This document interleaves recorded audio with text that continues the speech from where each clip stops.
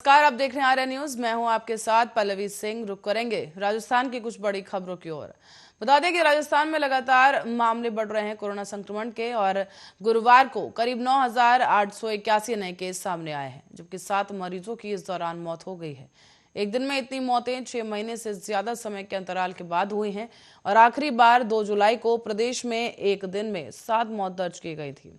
राज्य में 13 जनवरी को कुल 76,332 लोगों की टेस्टिंग की गई, और प्रदेश में संक्रमण की दर 13% दर्ज की गई है। जयपुर समेत करीब 18 जिले ऐसे हैं जहां पर 100 से ज्यादा केसेस मिले, जबकि 10 ऐसे जिले हैं जहां पर 50 से 100 के बीच में कोरोना संक्रमित मरीज मिले हैं। प्रदेश में कोरोना के नए वेरिएंट ओमिक्रॉन ने पॉजिटिव मरीजों की संख्या बढ़ा दी है, और इसका अंदाजा अब इसी बात से लगाया जा सकता है कि इस साल की शुरुआत से ही 13 जनवरी तक जितने भी टेस्ट किए गए उनमें 13वां सैंपल पॉजिटिव निकला है। जिलेवार स्थिति देखी जाए तो जयपुर में स्थिति सबसे खराब है, और यहां पर जालौर में स्थिति कंट्रोल में बताई गई। मेडिकल हेल्थ डिपार्टमेंट के मुताबिक राज्य में पिछले 13 दिनों में 6,69,387 लोग उनके टेस्ट करवाए गए हैं, जिनमें से 51,491 लोगों की रिपोर्ट पॉजिटिव मिली, यानी कि हर 13वां व्यक्ति कोरोना संक्रमित मिला है। इस दौरान राज्य में जिलेवार स्थिति देखी जाए तो जयपुर के अलावा जोधपुर, कोटा, बीकानेर और भरतपुर में भी स्थिति काफी खराब है। यहाँ 8वें या फिर 9वें व्यक्ति के सैंपल पॉजिटिव निकल रहे हैं।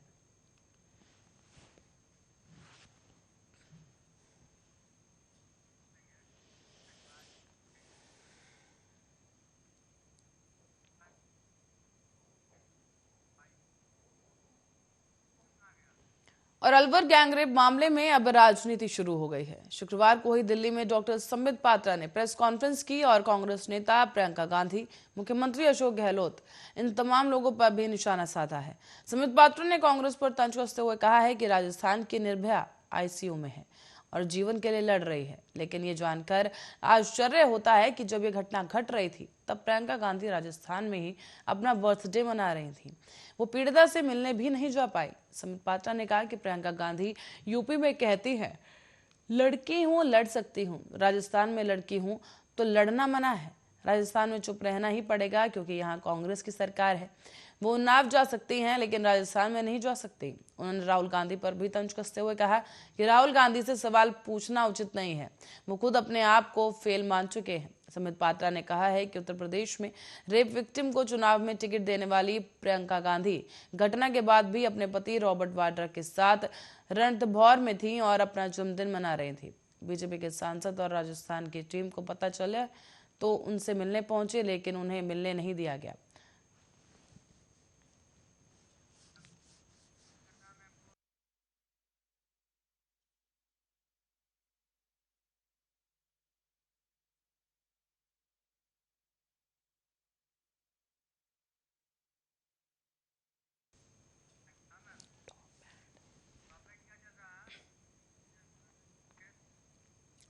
तो साथ ही आपको बताते चलें कि प्रियंका गांधी ये बताएं कि क्या उन्होंने अपने सीएम से रिपोर्ट मांगी है। राजस्थान में महिलाओं पर अत्याचार क्यों बढ़ रहे हैं, नाबालिग का अच्छे से अच्छा इलाज करवाया जाए। ममता भूपेश ने संबित पात्रा पर पलटवार करते हुए कहा है कि मेरे बयान को बीजेपी के लोग धर्म से जोड़ रहे हैं।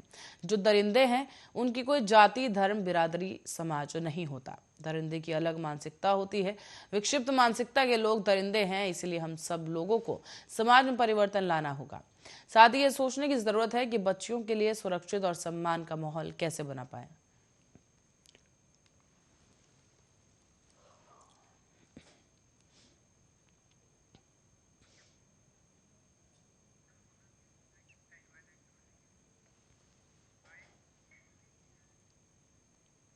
और संडे लॉकडाउन के दौरान अब दूध, फल, सब्जी, किराना की दुकानें खुली रहेंगी। गृह विभाग ने गुरुवार को सुबह ही संशोधित गाइडलाइंस जारी की हैं, और संडे कर्फ्यू में डेयरी, फल, सब्जी और किराना की दुकानों समेत खान पान सामग्री की दुकानों को खोलने की अनुमति दे दी है। गृह विभाग ने 9 जनवरी को जारी की गई गाइडलाइंस में दूध, फल, सब्जी और किराना की दुकानों को छूट नहीं दी थी, लेकिन अब नई गाइडलाइंस जारी की गई हैं और इसमें खामी को प्रमुखता से उजागर किया गया था। कोरोना की पहली और दूसरी लहर में सख्त लॉकडाउन के समय में भी डेयरी, फल, सब्जी और किराना की दुकानें खुली रहती थी।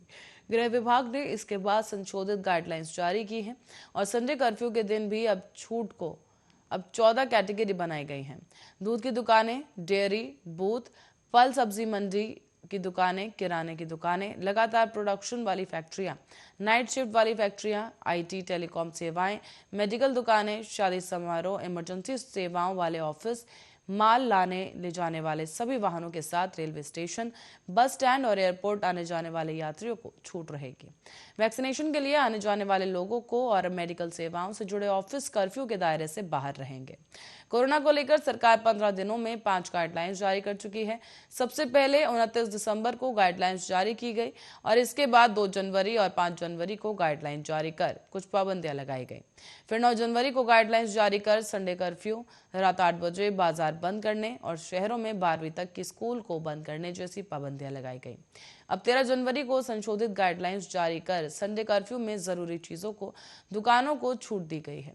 संशोधित गाइडलाइंस में स्ट्रीट वेंडर्स, थड़ी ठेले वालों की छूट नहीं दी गई है। संडे कर्फ्यू में स्ट्रीट वेंडर्स सामान नहीं बेच सकेंगे। कुल मिलाकर आवश्यक सामग्रियों को ही बिक्री को छूट है।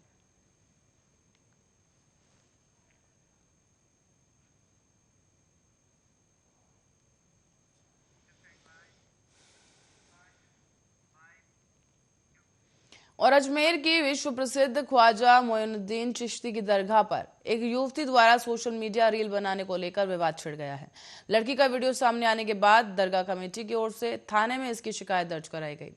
कमेटी ने लड़की पर कड़ी कार्रवाई की मांग की है और अब पुलिस लड़की के सोशल मीडिया अकाउंट के जरिए उसके बारे में पता लगा रही है। दरअसल आपको बता दें कि मीशा नाम की ये लड़की है जिसने 15 सेकंड की एक रील बनाई थी।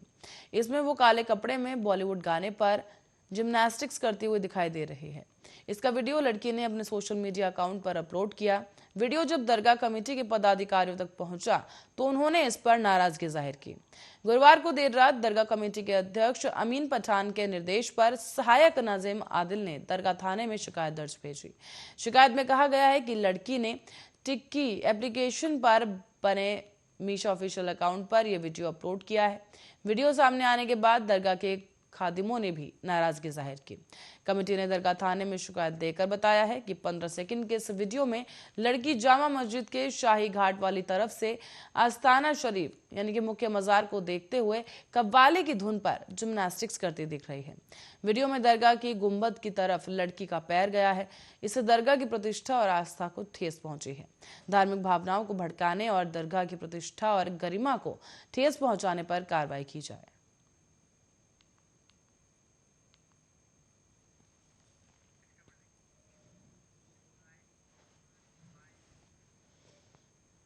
और अलवर के मुखबिर नाबालिग से गैंगरेप का मामला सामने आया, जिस पे आरोपियों की गिरफ्तारी होने पर जो बीजेपी के प्रदेश महामंत्री और रामगंज मंडी से विधायक मदन दिलावर ने कांग्रेस सरकार पर निशाना साधा है। दिलावर ने वीडियो बयान जारी कर कहा है कि प्रदेश में मुख्यमंत्री की बेटी के साथ गैंगरेप होने के 3 दिन बाद भी आरोपियों की गिरफ्तारी नहीं हुई। पुलिस इधर उधर हाथ मार रही है लेकिन उनको पकड़ नहीं पा रही। इतना ही नहीं, उन्होंने कांग्रेस महासचिव प्रियंका गांधी पर भी तीखा हमला बोला है। दिलावर ने कहा है कि यूपी में तो प्रियंका गांधी रोती फिरती हैं कि अब क्या हो गया। प्रियंका गांधी रणथंभौर में अटखेलियां कर रही हैं, शेरों के साथ मजे ले रही हैं। पीड़िता का जयपुर में इलाज चल रहा है, वो उससे मिलने तक नहीं गई। सवाई माधोपुर से अलवर और जयपुर की दूरी ज्यादा नहीं है। इनको शर्म नहीं आती, ये बेशर्म लोग हैं। दिलावर ने आगे कहा है कि प्रदेश की सरकार महिलाओं को झूठा साबित करने में लगी रहती है। अधिकारी कहते हैं कि अधिकतर महिलाएं झूठे मुकदमे दर्ज कराती हैं। सरकार को गुंडे, बदमाश, बलात्कारी की संपत्तियां जब्त करनी चाहिए। इससे अपराधियों में कमी आएगी। और दिलावर ने आगे बताया है कि सरकार को गरीबों की चिंता नहीं है, इसीलिए 22 लाख लोगों के बिजली कनेक्शन काट दिए गए। जबकि सरकारी विभागों पर 2000 करोड़ का बकाया है, उनके कनेक्शन क्यों नहीं काटे जा रहे। प्रदेश की कांग्रेस सरकार भ्रष्टाचार में सबसे आगे है। जांच रिपोर्ट आने से पहले ही अधिकारियों को बहाल कर दिया जाता है।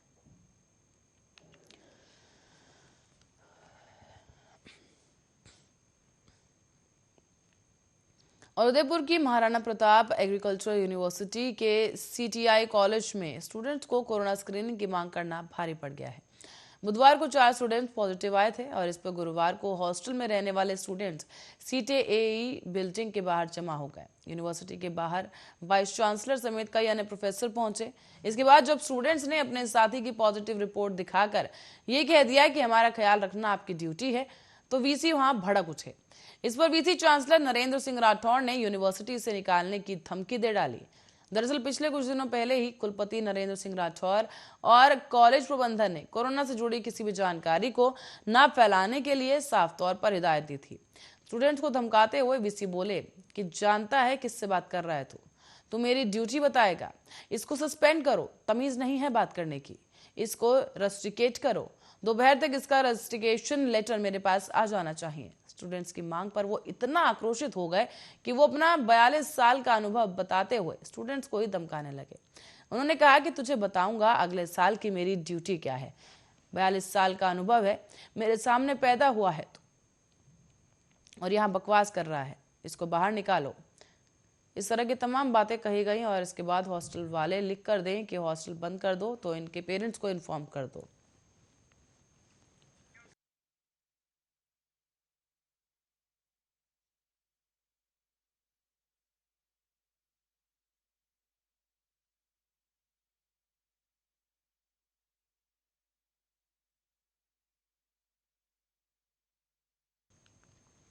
तो जैसे कि आप वीडियो देख सकते हैं, ये यूनिवर्सिटी के बाहर का वीडियो है जहां पर वीसी स्टूडेंट्स पर भड़कते हुए नजर आ रहे हैं। इस दौरान वीसी यहां तक कह बैठे कि इन बच्चों पर हॉस्टल के चीफ वार्ड महेंद्र सिंह खिड़िया ने रिपोर्ट ग्रुप में शेयर करने पर स्टूडेंट्स को धमकाते हुए चुप रहने को कहा है। स्टूडेंट्स ने बताया है कि 2 दिन में कई स्टूडेंट्स पॉजिटिव आ चुके हैं। इसके बाद भी ना हॉस्टल सैनिटाइज हुआ है, ना आइसोलेट करने की व्यवस्था की गई। स्टूडेंट्स का यह भी कहना है कि वो घर जाना चाहते हैं मगर यूनिवर्सिटी मैनेजमेंट जबरदस्ती एग्जाम कराने पर तुला है। मामले को लेकर कुलपति प्रोफेसर नरेंद्र सिंह राठौड़ ने कहा है कि मेरे साथ बदतमीजी की गई है, उसी के चलते आवेश में आकर ऐसा बोल दिया था। हम स्टूडेंट्स के लिए ही हैं, उनके वेलफेयर के लिए ही काम कर रहे हैं, किसी को निकाला नहीं गया, हम इतने निर्दयी नहीं हैं।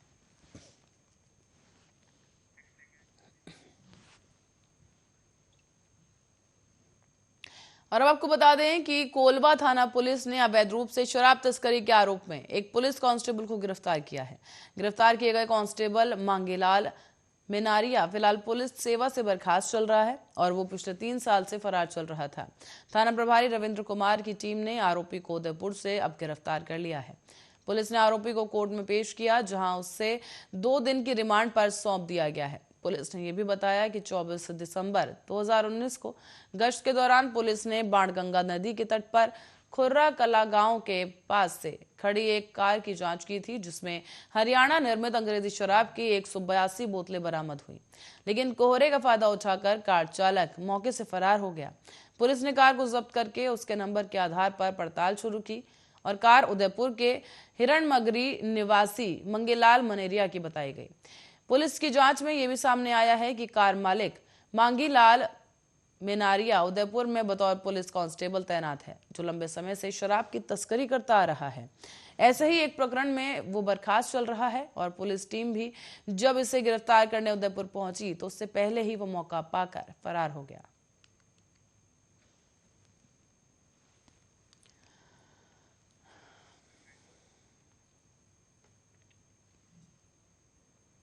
आगे बढ़ेंगे अगली खबर की ओर। गुमानपुरा थाना पुलिस ने एक मृत व्यक्ति के खाते से लाखों रुपए निकालने का मामला सामने आया है। इस मामले में 3 आरोपियों को भी पुलिस ने गिरफ्तार कर लिया है और आरोपियों ने व्यक्ति की मौत के बाद उसकी चेकबुक से 5 बार 15,90,000 की रकम निकाली थी।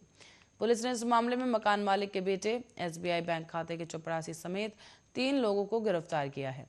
गुमानपुरा थाना सीआई लखनलाल मीणा ने बताया है कि 20 नवंबर 2020 को पाटनपोल निवासी पवन की अधरशिला दादाबाड़ी इलाके में अकाल मौत हो गई थी। पवन जलदाय विभाग राजू मंडी में कनिष्ठ लिपिक था और इस दौरान अविवाहित होने के कारण से 20 से 25 साल से वो शिवपुरा निवासी नरेंद्र गौतम के मकान में किराए से रहता था।